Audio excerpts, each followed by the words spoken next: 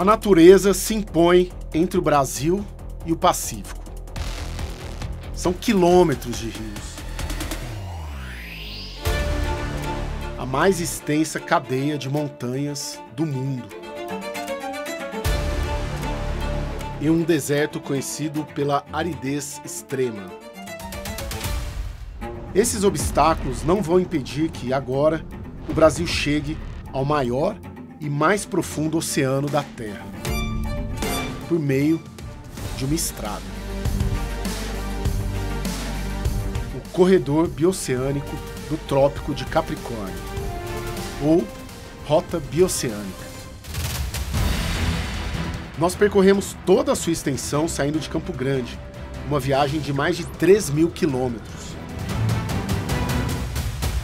Foi a partir da chegada desses trilhos no centro de Campo Grande, no começo do século XX, que o Mato Grosso do Sul se desenvolveu.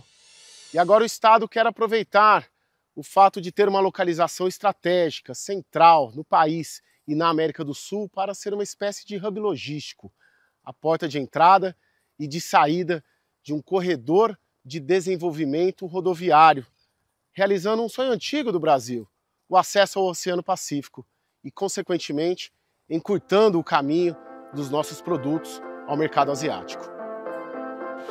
A rota que sai do Mato Grosso do Sul atravessa o norte do Paraguai e da Argentina e chega aos portos do norte do Chile, se tornou a mais viável das 5 rotas nas quais o Brasil investe rumo ao Pacífico. No caso específico da Rota 4, Bioceânica de Capricórnio, a gente tem declarações de diferentes presidentes, de diferentes colorações ideológicas dos diferentes países envolvidos. Então tem uma institucionalidade envolvendo Brasil, Paraguai, Argentina e Chile, que são os países envolvidos na Rota 4, que está muito consolidada. A nova realidade econômica do Brasil acelerou essa saída. O agronegócio puxa o desenvolvimento do centro-oeste do Brasil em direção ao mercado asiático, especialmente o da China, nosso principal parceiro comercial. No ano passado, o gigante asiático respondeu por 41% do superávit comercial do Brasil. Mato Grosso do Sul é um dos maiores produtores de soja do país e a commodity teve peso importante nesse resultado. A soja, o petróleo bruto e o minério de ferro representaram 75% do total exportado pelos produtores brasileiros aos chineses. E o Brasil pretende fortalecer essa parceria diante do tarifaço americano. Para o Brasil, desde a colônia, os nossos 200 anos de história independente, até 2000 mais ou menos, o centro do nosso comércio exterior estava no Atlântico Norte.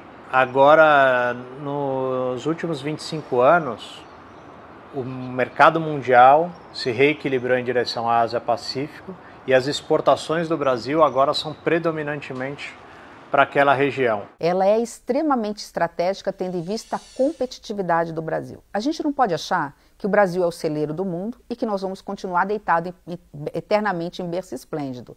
Nós estamos tendo uma expansão agrícola na África, que é muito mais próxima da Ásia. Nós estamos tendo a tecnologia, a inteligência artificial sendo avançando no mundo inteiro. Então nós temos também que correr atrás do prejuízo. Esse cenário levou agentes políticos e econômicos regionais a pressionar por uma saída mais rápida e mais barata dos produtos brasileiros para a Ásia. As estimativas oficiais apontam que a rota diminui em 17 dias o tempo para as mercadorias chegarem à Ásia e em 30% o frete em relação ao que se gasta para se escoar os produtos pelo Oceano Atlântico via Porto de Santos.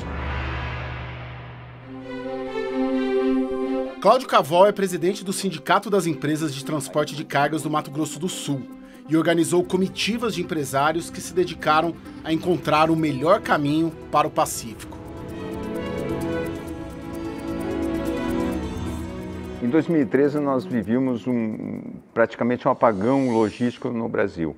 Nós tínhamos portos entupidos de caminhões em Paranaguá, em Santos, Itajaí. Nós tínhamos mais de 100 navios ao largo do Porto de Paranaguá, esperando para poder encostar e carregar nossa soja. Foi aí que então saímos atrás de uma nova saída e essa saída se mostrou viável pelo Pacífico. O caminho mais rápido seria pela Bolívia, mas a legislação do país permite que somente bolivianos dirijam seus caminhões. O movimento brasileiro buscou aliados no Paraguai e nos estados subnacionais vizinhos, no Chile e na Argentina, pelos quais a nova rota passaria. Todos eles com uma característica em comum: estão distantes do centro político e econômico de seus países e sentiam que as grandes capitais não viam uma nova rota de desenvolvimento como uma aliada, mas sim como uma ameaça. A pressão de baixo para cima deu certo e uma declaração presidencial de 2015 oficializou o corredor bioceânico como uma política de Estado. Fundos internacionais viabilizaram a execução de obras. E os estados também se organizaram em fóruns regionais que frequentemente se reúnem para debater a integração e a governança da rota. Assim como acontece na Europa, nós queremos fazer um tratado da rota. Ele seria um tratado supranacional, com uma legislação própria, permitindo efetivamente que a gente dê o fluxo necessário, tanto de pessoas como de mercadoria. Seria um projeto inédito, isso não existe ainda no âmbito da América do Sul, mas é o caminho para que efetivamente a gente gere o desenvolvimento e a competitividade da rota bioceânica. Um dos desafios é a união aduaneira. No nosso caminho entre Campo Grande e os portos do Chile, passamos por 3 fronteiras. À exceção da fronteira paraguaia, na Argentina e no Chile, os procedimentos de entrada foram lentos e burocráticos, mostrando que os caminhões com nossas commodities precisam de mais do que apenas asfalto para chegarem competitivos ao Pacífico. Sidrolândia é uma das primeiras cidades da rota bioceânica, saindo de Campo Grande rumo ao Oceano Pacífico. Ela já tem uma intensa produção agropecuária e a aposta é de que terá um grande salto de desenvolvimento com a rota, principalmente porque aqui se localizam muitos frigoríficos e a expectativa é de que a carne brasileira seja o primeiro grande produto a ser exportado ao mercado asiático pela rota bioceânica. A previsão é de que outros produtos, como fertilizantes, possam desembarcar no Brasil por preços mais competitivos e que o turismo se intensifique. A rota ligará a região mais seca e também uma das mais visitadas do mundo, o Atacama,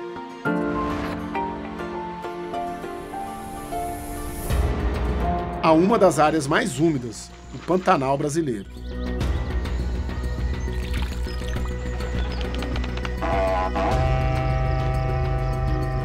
Essa natureza antagônica se completa com as belas paisagens de Salta e Jujuy na Argentina e a grande Cordilheira dos Andes. É toda uma gama de serviços e produtos que hoje não tem muito um outro caminho e que daqui a algumas semanas, daqui a alguns meses, terão, além do turismo, trazer paraguaios, trazer argentinos, trazer chilenos para desfrutar de bares e restaurantes, ficar nos nossos hotéis, né? Deixar divisas no nosso país e vice-versa, turistas brasileiros conhecendo esses destinos também. O cenário pantanoso que no passado dividiu os países da América do Sul na mais sangrenta guerra do continente, a Guerra do Paraguai, hoje serve para unir. É aqui que está sendo construída a maior e mais cara obra da rota bioceânica, a ponte que ligará a cidade de Porto Murtinho, no Mato Grosso do Sul, a Carmelo Peralta, no vizinho Paraguai. Essa ponte que liga o Brasil ao Paraguai é um dos poucos trechos que faltam para que a rota bioceânica seja inaugurada. É interessante porque a história dessa ponte, ela sintetiza bem a história da própria rota. Nasce a partir de gestões da sociedade civil, do setor privado e de autoridades locais e regionais para que a estrada saísse. E foi no final do governo Temer que houve um acordo para que Itaipu Binacional colocasse aqui 101 milhões de dólares para a execução da obra que deve ser inaugurada em 2026 com a presença do presidente Lula. Do alto, a gente consegue ter a dimensão da grandiosidade da ponte, que será a terceira entre os dois países. São quase 1.300 metros de extensão e 21 de largura, numa estrutura que inclui viadutos de acesso e um trecho estaiado com torres de 125 metros de altura. Mas, para que ela seja transitável, é necessário que as obras de acesso também estejam prontas. Aqui estão sendo feitas as obras de acesso à ponte. São 13 quilômetros ao custo de 425 milhões de reais, uma obra totalmente do governo federal com recursos do PAC. E ela é bem complexa, porque ela é toda feita por cima de pântanos. E mais importante de tudo, é relevante que essa obra seja inaugurada junto com a ponte, porque a rota bioceânica só vai funcionar se a ponte e as alças de acesso à ponte estejam prontas ao mesmo tempo. Com 75% da obra executada até o mês passado, a ponte bioceânica deve ser inaugurada antes da entrega das alças, segundo o governo federal. Além da ponte e dos acessos rodoviários, também está prevista a construção de centros aduaneiros em ambos os lados da fronteira. A estimativa inicial é de que 250 caminhões passem pela ponte todos os dias quando os trabalhos terminarem. Enquanto isso, a pequena Porto Murtinho deseja se tornar uma espécie de portal brasileiro para o Pacífico.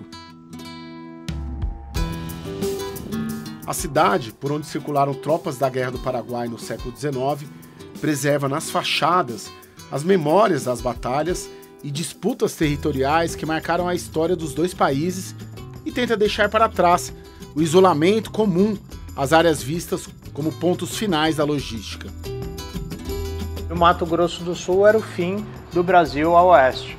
Então, sempre, desde a colônia, passando pelos 175 anos de independência, essas regiões foram vistas como o último ponto logístico para distribuir produtos e o primeiro para recolher produtos para levar para os portos do Atlântico e exportar. Essa é a história dessas regiões.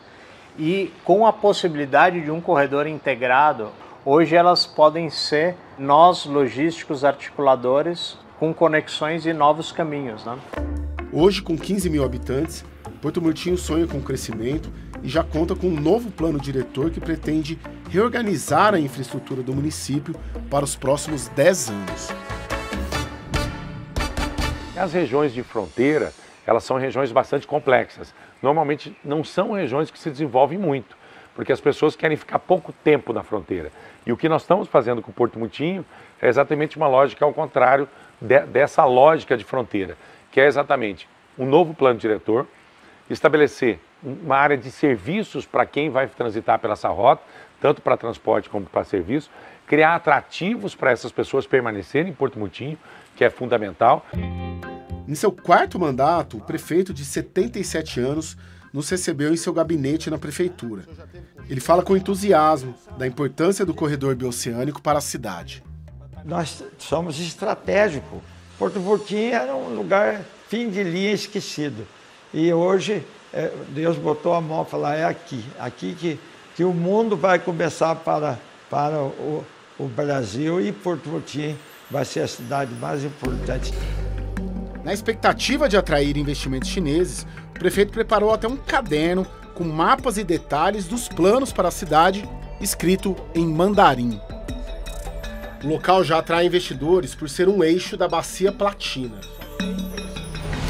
Como este porto privado, com potencial de expandir seus negócios com a chegada da rota. Como o centro urbano de Porto Murtinho fica a mais ou menos 5 quilômetros das obras de acesso à ponte, a cidade contratou uma consultoria para elaborar um novo plano diretor para o município. E essa consultoria sugeriu exatamente o que está sendo feito aqui. Uma avenida interligando a zona urbana à zona rural e também um projeto de praticamente um novo bairro aqui, onde a gente vê essa área verde, justamente para aproveitar o potencial que a ponte vai dar de exploração de veículos e de pessoas e potencializar os ganhos econômicos do município. nós vamos ter um crescimento populacional muito grande e isso vai exigir serviços públicos mais robustos na saúde, na educação, no saneamento. Então, com isso, a gente tem que tomar todo esse cuidado. A expectativa é de que a população de Porto Murtinho triplique com o aumento do fluxo de pessoas, a chegada de funcionários aduaneiros e agentes para reforçar a segurança na fronteira. A cidade olha para o futuro sem perder a tradição. Como representada pela Orquestra de Crianças e Jovens Músicos, um projeto que busca resgatar a identidade fronteiriça de Porto Murtinho por meio da harpa paraguaia. A harpa, que mescla as raízes indígenas à presença colonial no continente, é a síntese da influência do país vizinho na cidade. Mais um instrumento no qual Brasil e Paraguai se encontram.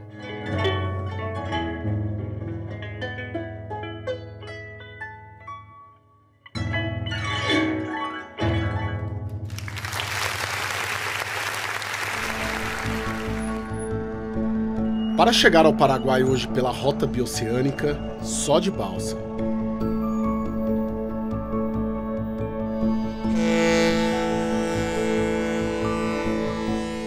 O repórter cinematográfico Djalma Sena e eu saímos de Porto Murtinho, do lado brasileiro, e atravessamos o Rio Paraguai em direção a Carmelo Peralta, o primeiro município do outro lado da fronteira.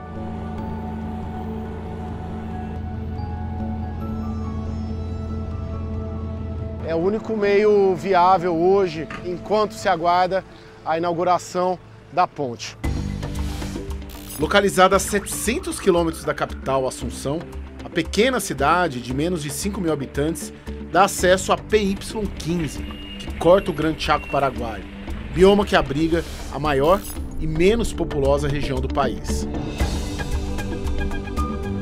Pela estrada, muitas fazendas, boa parte delas de brasileiros e com brasileiros trabalhando. Conversamos com 2 veterinários que relataram como a rota pode impulsionar suas vidas e a de quem vive de agricultura no Paraguai. Estou há 7 anos aqui, eu morava numa propriedade onde a rota bioceânica passa por ela. Já melhorou e muito o acesso, a logística das fazendas, não tem nem como comparar com quando era antigamente. Sim, e com a rota deve melhorar? Com certeza. A logística principalmente, né? O acesso, você poder escoar os animais também e as propriedades que também trabalham com agricultura. Mas é para uma comunidade de protestantes que a rota pode, de fato, fazer a diferença. De origem europeia, os menonitas canadenses chegaram ao Paraguai há 100 anos em busca de autonomia e liberdade religiosa e foram responsáveis pelo desenvolvimento agrário da região do Chaco, com destaque para a pecuária e a produção de leite e algodão.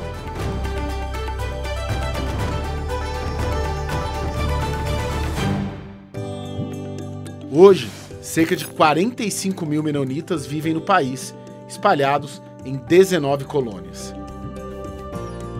A pele, o cabelo e os olhos claros característicos do grupo são comuns em Loma Plata, no centro do Chaco paraguaio.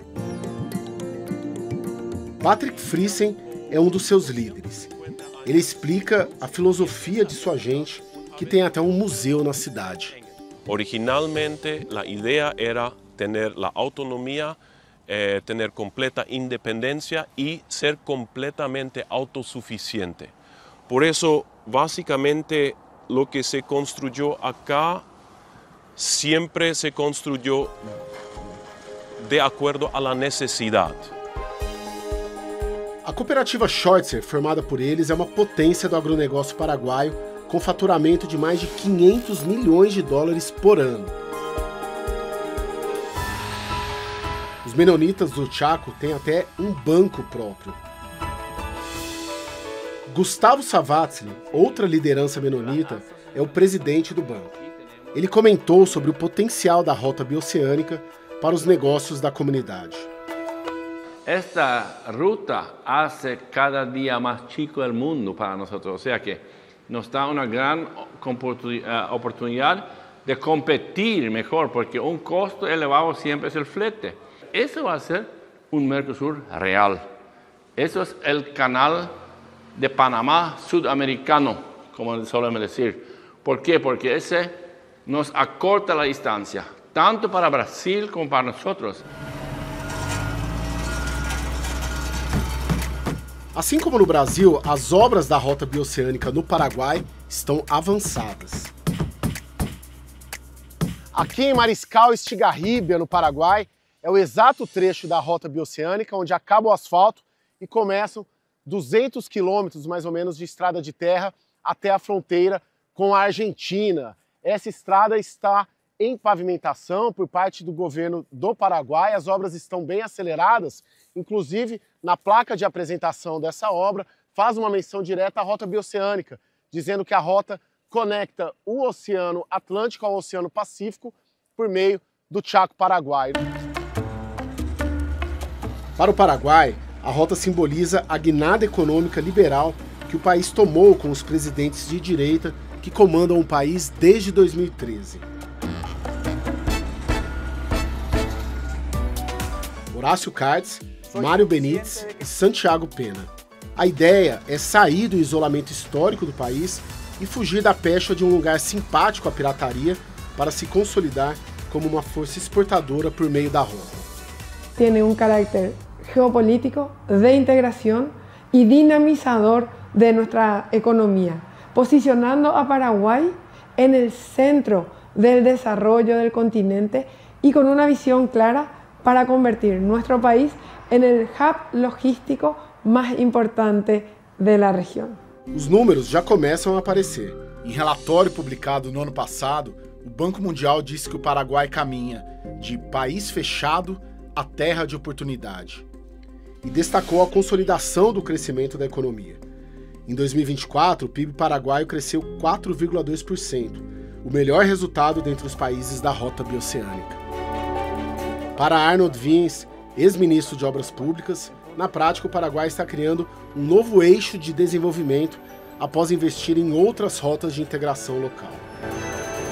Vamos a hablar de un nuevo Paraguay, un Paraguay integrado, un Paraguay que tiene un tremendo potencial de crecimiento y todos los economistas y analistas del futuro del Paraguay están diciendo que el Chaco paraguayo a través de estas inversiones va a ser el que mayor riqueza genere a Paraguay en las próximas décadas. A previsão é de que o trecho paraguaio da rota seja finalizado em 2026.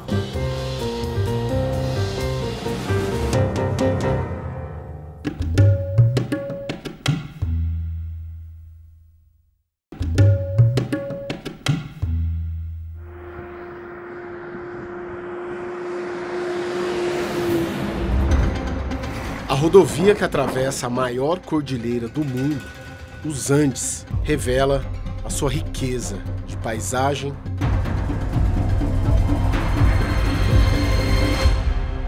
de gente e de minérios. Estamos numa região que se chama Triângulo do Lítio, formado ali por Argentina, Chile e Bolívia, onde se concentram as maiores reservas mundiais desse mineral, que é uma peça-chave nessa disputa geoeconômica entre Estados Unidos e China. São de salares como esse, aqui no meio da Cordilheira dos Andes, que se extrai o lítio para ser exportado. Mas a Rota Bioceânica abre uma possibilidade de que esse mineral também desenvolva uma cadeia produtiva aqui na América do Sul.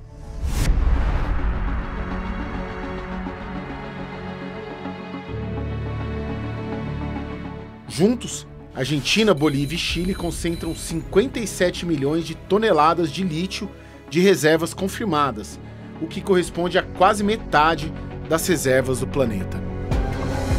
O mineral é usado na fabricação de baterias que permitem o funcionamento de produtos estratégicos, como veículos elétricos e celulares.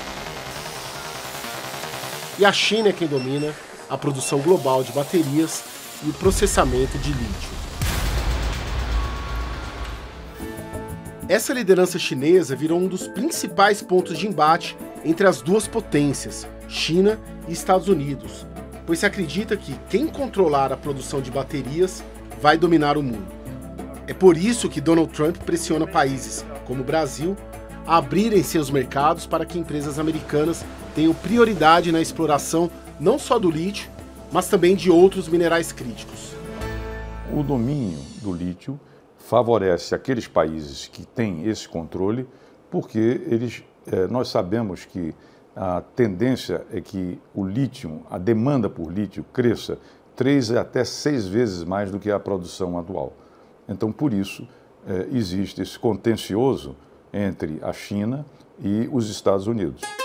Tão longe e ao mesmo tempo tão perto dessa disputa, a 4.000 metros de altitude, ainda no lado argentino da Cordilheira dos Andes e a poucos quilômetros da fronteira com o Chile, fica o povoado de Susques.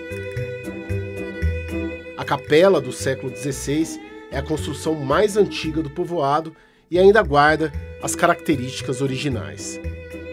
A mistura das influências da colonização europeia e da cultura inca aparece nas paredes de barro, no telhado de madeira e no altar dedicado a Nossa Senhora de Belém.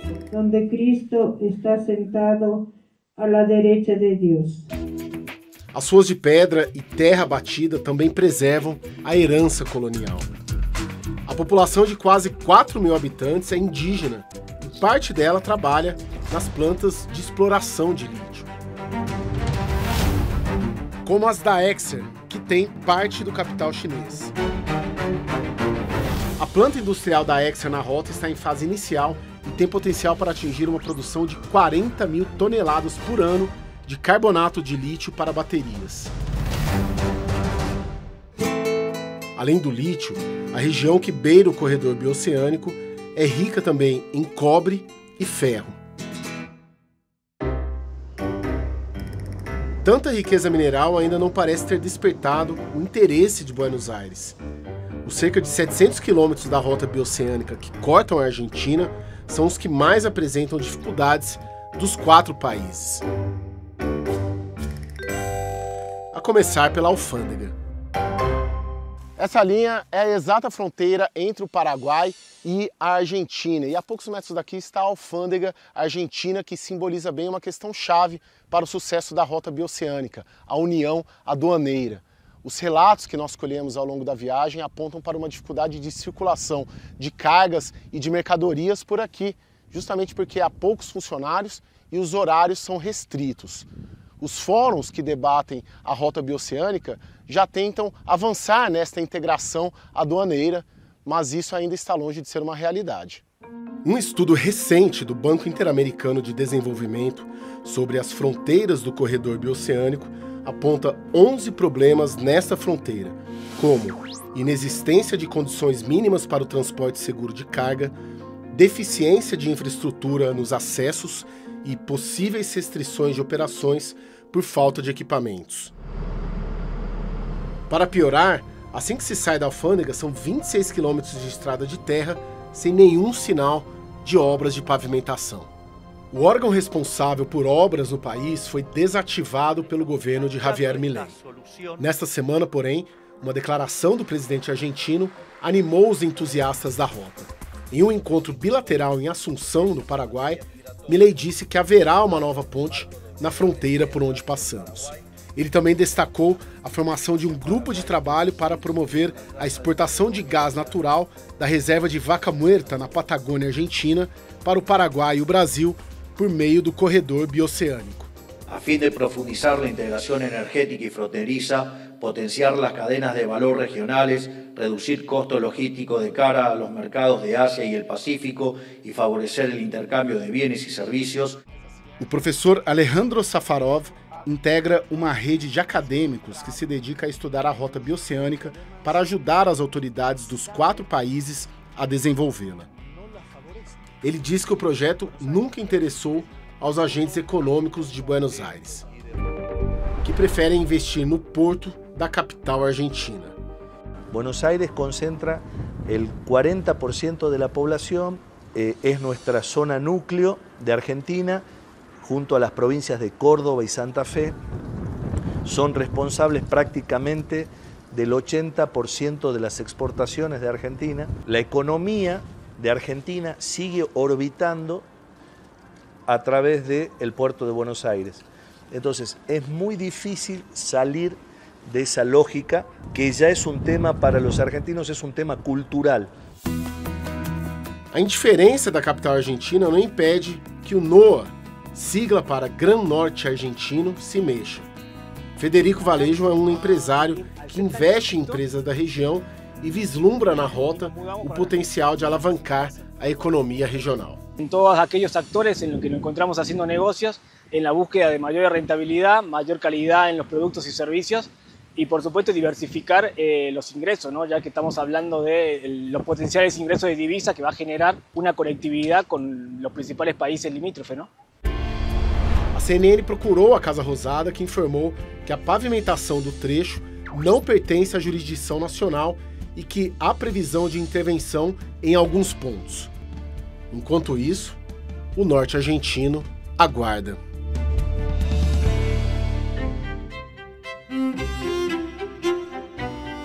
No caminho da rota bioceânica, a linha divisória entre a Argentina e o Chile, no alto da Cordilheira dos Andes, parece seguir a mudança da paisagem.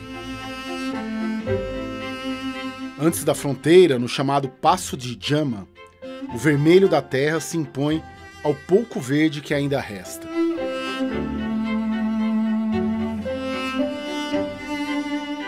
A presença das lhamas completa o cenário. O movimento do asfalto parece não incomodar a rotina dessas moradoras de pernas compridas e passo lento. Quando elas pedem passagem, é preciso parar. Depois da fronteira, prevalecem o branco da neve e seu contraste com o azul do céu. As geleiras no topo dos Andes impressionam. Mas foram elas que seguraram a nossa equipe e muitos caminhões por 3 dias. As autoridades chilenas fecharam a fronteira porque não havia segurança para trafegar na estrada. Aqui é o Passo de Jama, fronteira entre a Argentina e o Chile no alto da Cordilheira dos Andes. Essa fronteira está fechada há 4 dias por conta da neve. Inclusive tem uma fila aqui de mais de 3 quilômetros de caminhões aguardando a entrada, mostrando que os desafios da rota bioceânica vão para além do asfalto no chão ou da união aduaneira. Também há os desafios que a natureza impõe. Luiz saiu de Uruguaiana, no Rio Grande do Sul, com cargas que vão abastecer as minas de lítio do norte do Chile. Ele disse que é comum ficar parado na estrada nesta época do ano por causa da neve e dos problemas de infraestrutura. Ela é recorrente quando dá alguma nevada, vento forte no meio do deserto, que é o mais perigoso, né? Mas essa época do ano, no inverno mesmo. Esse ano agora já é a terceira feia que dá assim de ficar um monte de dia. Mas o que mais complica é a própria infraestrutura do lado chileno, que eles não... É uma coisa que é para um dia e no outro eles botar equipamento, fica 4, 5 dias aqui. Chega sábado e domingo eles não trabalham. Depois que entramos no Chile, vimos que o fechamento para o tráfego se justificava. Muito gelo aqui na pista da rota bioceânica. Olha aqui, ó, toda essa subida aqui da estrada. Aliás, desde a hora que nós entramos, atravessamos a fronteira, gelo em toda a pista. Inclusive dá para ver ali montes de gelo que foram recolhidos nos últimos dias e que deu para entender por que a fronteira ficou fechada, porque toda a pista estava com aqueles montes de gelo impedindo a passagem e criando aquelas filas de caminhões e de carros. E aqui dá para ver um vale grande aqui, bem no alto da Cordilheira dos Andes e toda a rota bioceânica atravessando ela no meio do Chile. Ao longo do caminho, a altitude vai diminuindo e o branco da neve começa a dar espaço a outra paisagem.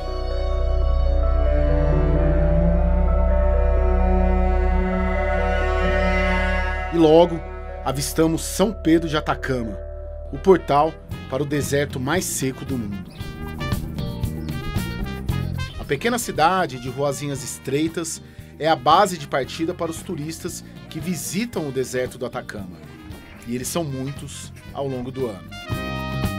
A população, de cerca de 8 mil habitantes, chega a aumentar em 70% nos meses de alta temporada, como janeiro, fevereiro e julho.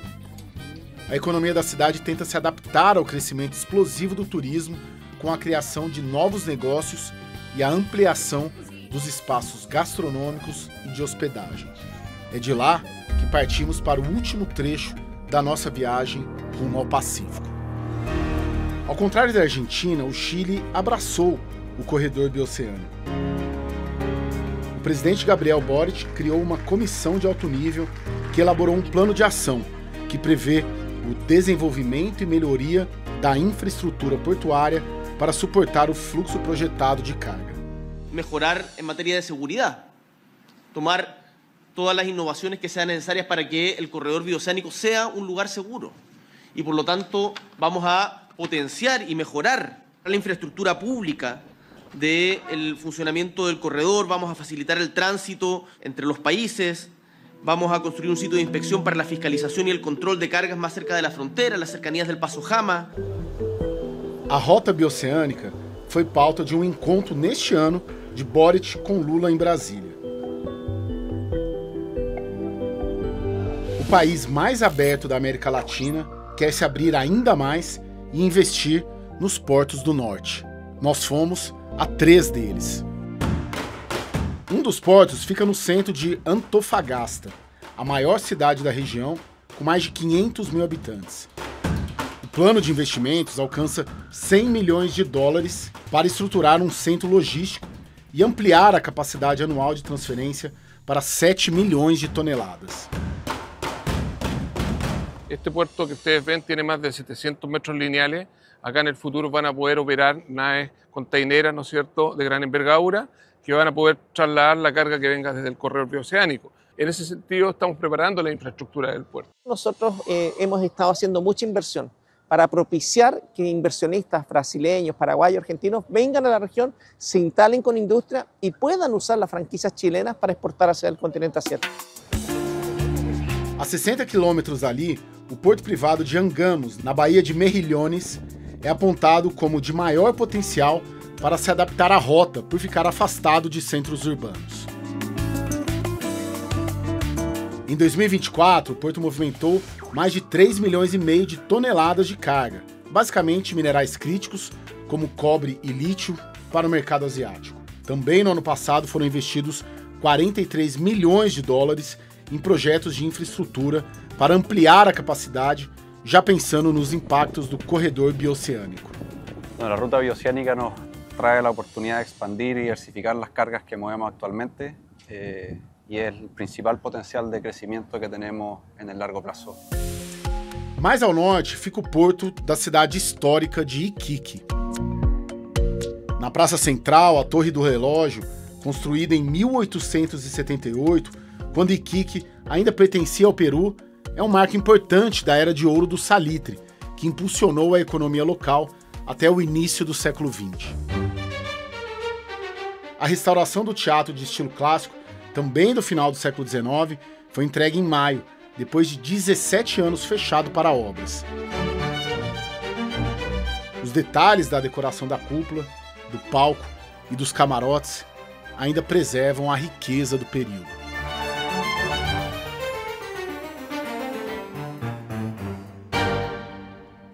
O Museu Regional, inaugurado em 1960, depois do declínio da indústria do salitre, também guarda as memórias do apogeu econômico e cultural da cidade, além de celebrar a presença indígena e a ancestralidade andina. Inspirada pelas glórias do passado, Iquique agora vislumbra o futuro e aposta tudo na modernização do seu porto. Esa es la apuesta de Iquique, de hace más de 50 años atrás. El comercio, plataforma logística y de comercio y turismo va de la mano.